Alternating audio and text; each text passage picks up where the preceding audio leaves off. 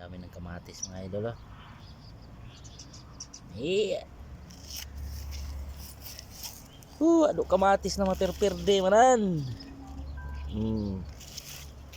Daming kamatis, nasisira na naman, oh. Oh.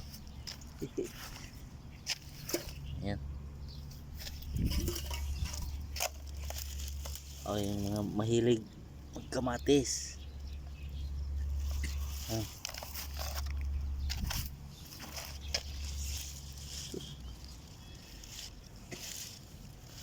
Oh. Lalaki.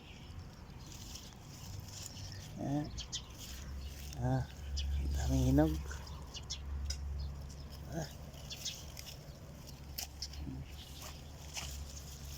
Atak mga mahilig sa kamatis.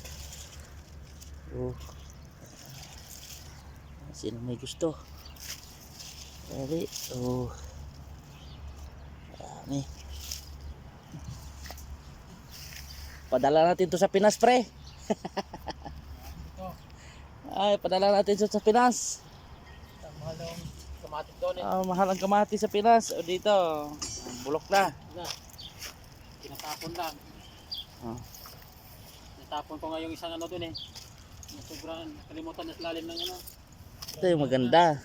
Ito yung repolyo, tinira ng uod, oh. Ayan.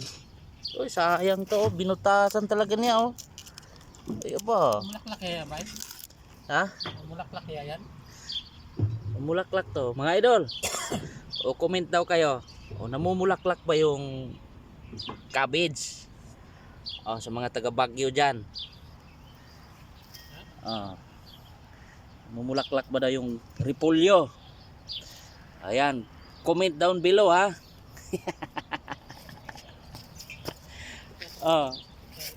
Ayan, oh, liliit ang ano. Ayan. May palabasa pa dito, pangpalinaw ng mata. Parang tingin ko ngayon bago na yung pangpalinaw ng mata, pera na daw, hindi yung kalabasa. Ito po, dami, oh. Wala, nabubulok na eh. Yan, di ba? Meron pang ano dito, anong tawag niyan? Ayan.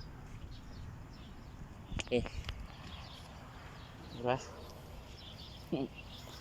Ito yung masarap, bulaklak ng katuday.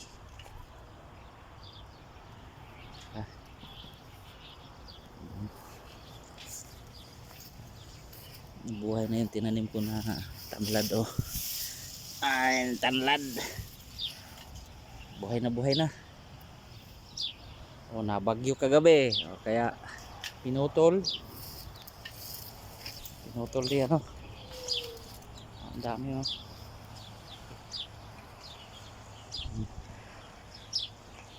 Okay.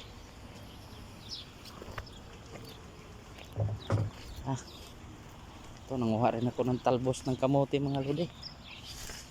Sino gusto may talbos ng kamote dyan? Thank you for watching, mga lodi. Babush! Quick! Bye bye. Sige na.